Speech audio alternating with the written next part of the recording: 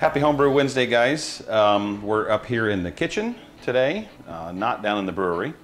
And we are going to do something that I wanted to do from the start, was a little bit of cooking.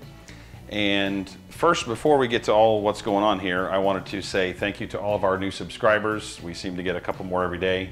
We certainly do appreciate you guys watching and subscribing to us and liking our videos and commenting down below. So what we are doing today is sous-vide cooking. Now, you're gonna ask yourself, what is sous-vide?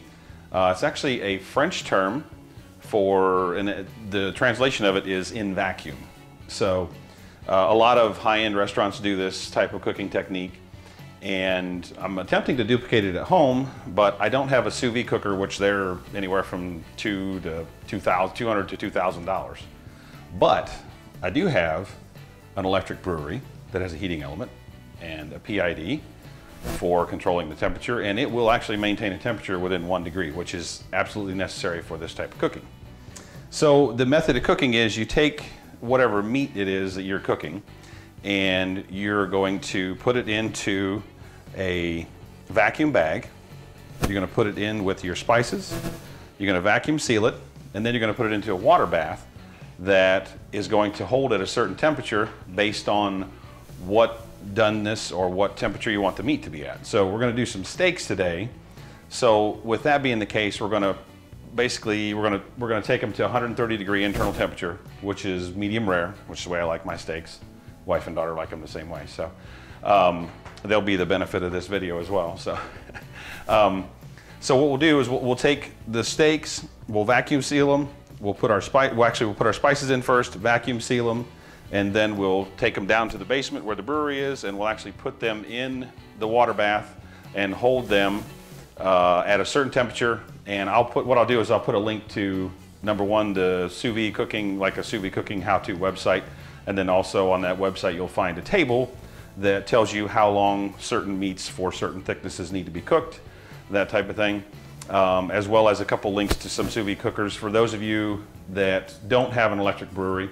I'd love to convert everybody to electric, but the fact of the matter is some people don't want to do that. So I will put a link to, I think it was Lifehacker, had a link to a website for a guy that built a sous vide cooker for $75. Basically using the same type of technology that I use for my electric brewery, a PID controller, solid state relay, and a heating element. The whole system that he does is 110 volts, so you could actually put it on the counter in your kitchen, inside of a large tub, and maintain a temperature. You know, some people, like I saw on Facebook the other day, Sean Paxton, the Homebrew chef, which you guys have probably heard me talk about him before. He did a Guinness roast beef, and he sous vide that thing for like 72 hours, and the footage that I saw from it was basically the thing was just like falling apart. So the idea behind the sous vide cooking is that it just basically slow cooks the meat like a slow cooker, but there's no oxidation that occurs whenever you cook your meat in like a slow cooker, like a crock pot or whatever. So that's one of the benefits to sous vide cooking, is that it does not oxidize the meat. You will have a little bit of discoloration on the meat, which is perfectly normal, but then what will happen is when we get done doing the sous vide cooking, we'll actually bring it up and we'll put a griddle on the stove, and we'll sear it to get that nice brown caramelization that you know from grilling steaks. And at that point, you know, it takes very little time to complete the steak once it's at that point. One thing to note, that you do need to plan in advance for this type of cooking, because of the fact that it does take, depending on the thickness of the steak, these will probably take about 2.5 to 3 hours. But the nice thing about it is I could leave them for 5, 6, 7 hours if I wanted to, and there would never be an issue with them overcooking because you're only holding them at a certain temperature. So without further ado, let's go ahead and jump into it. All right, so what I've got is some New York strip steaks, and got them from my local butcher. And so what we'll do is we will season them with salt and pepper. And once we do that, we'll put them into the sous vide, into the vacuum seal bag, and we will seal them up, get them ready for cooking. What I've got here is some sea salt, some fresh ground black pepper, some butter, and some rosemary, as well as garlic powder. I'm using the butter because of the fact you want the seasoning from all of the seasonings to kind of marinate the meat, and in order to do that you need some sort of liquid medium to move it around the meat while it's in the vacuum bag. I thought what better way to do that than with butter. If you want to use some other things, like let's say you want to do orange chicken or lemon chicken or something like that, with my particular seal meal unit, it does not have the capability to absorb liquid. Some of them do. So if you do that, you can put it in the freezer in like a small container, freeze it up, then put it in your vacuum bag, and then you'll be fine. You won't have to worry about any liquid. So that's just kind of a little tip and trick. So we got one side salt and peppered. We'll go ahead and do the other side.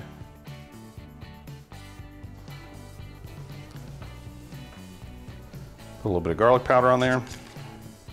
Incidentally, from what I understand, the garlic powder is more the way to go because of the fact that if you put raw garlic in, you can pick up somewhat of an acrid taste. I'm going to cut off about a half a tablespoon of butter. We'll take our vacuum seal bag, go ahead and put the steak in, and put our sprig of rosemary in. And we'll take all of it and we will put it into the sealer.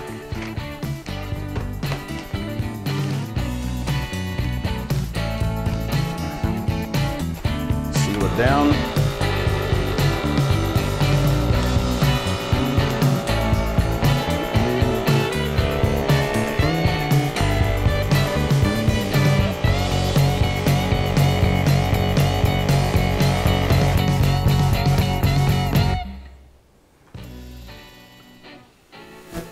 All right, now it's sealed and ready to go into the hot water bath. You can see that there's basically no oxygen in there. It's pulled all the oxygen out. The butter's in there. That'll actually liquefy once we put it in the water.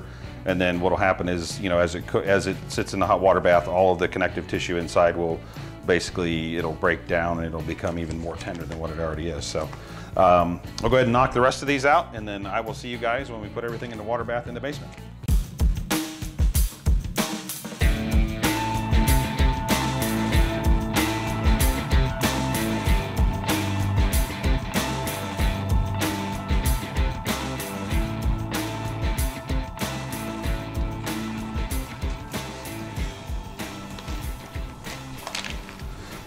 All right, so the way the vacuum sealer works is you're gonna put your vacuum bag up into this trough here, and you can see this seal around the chamber that pulls the vacuum. And then underneath of that, if you can see through here, there's a heating element that actually seals the bag once the vacuum is pulled. So then what you do is you're gonna close the unit, and then you're going to push down on it until it begins to pull the vacuum. And then once you see the green light, which means it's hands-free, you can pull your hands off, and then it'll continue the sealing process. Once the light goes out, it's ready for you to hit cancel and open it up.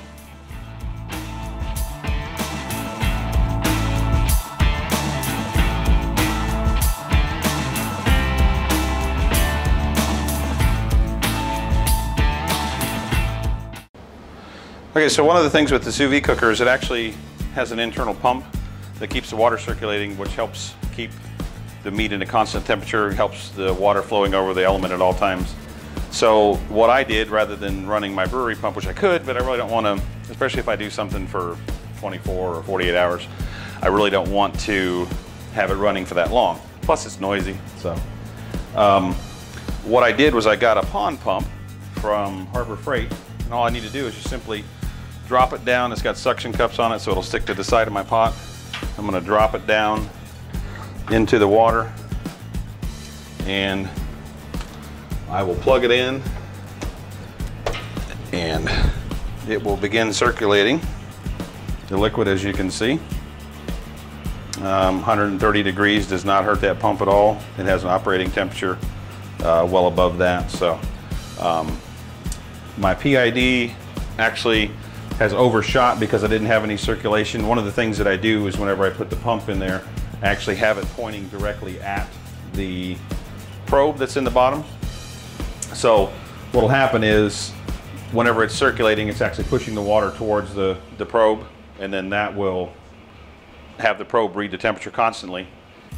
All right, so some of you are probably wondering, okay, so if the meat's floating around in there in the bags, what do you do to keep it off the element?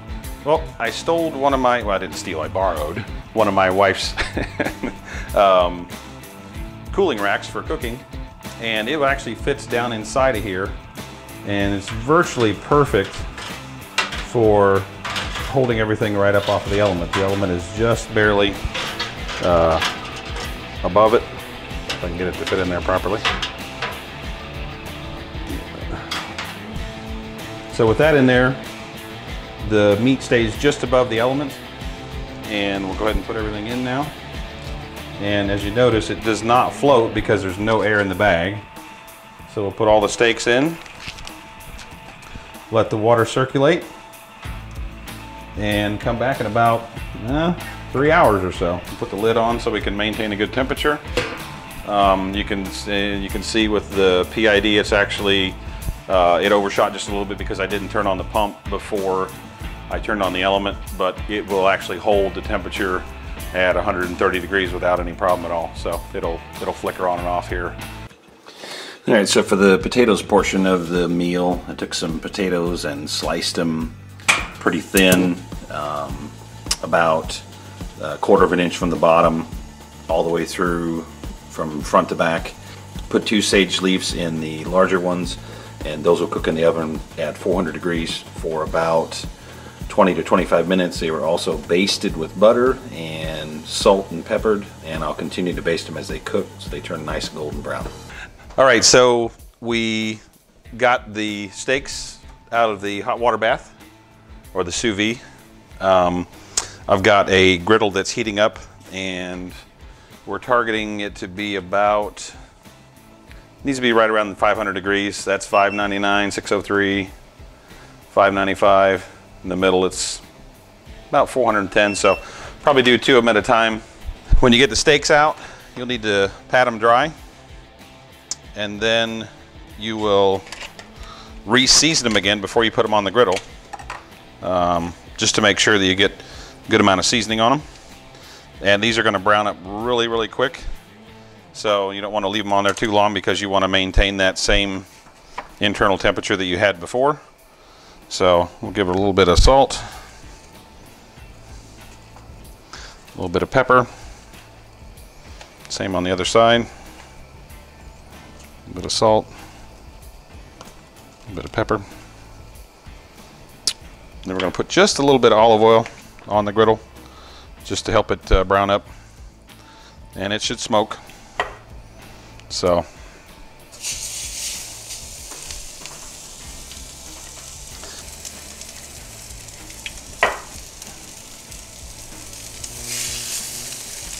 this one should be ready to turn. As you can see, we got a real nice sear on it.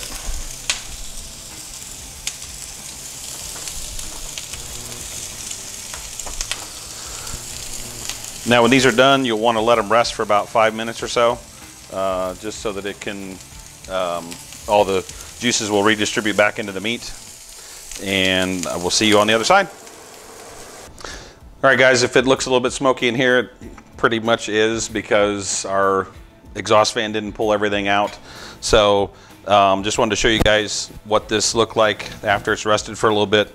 Overshot the doneness just a little bit, but the steaks are a little thinner than what I thought. But I'll tell you what, the tenderness of the steak is absolutely awesome. It doesn't really seem like it's medium to medium. Actually, medium rare to medium is probably where it's at. But it's absolutely tender. Flavor's wonderful. We pick up the rosemary, the garlic. The potatoes came out really nice. You can taste the sage in them. Everything is really awesome. So, happy Homebrew Wednesday, guys. I'm missing a beer, and I don't know where that's at, but I'll find one here in a minute. Have a good Wednesday. The rest of your week, hope it's good for you, and the weekend's almost here.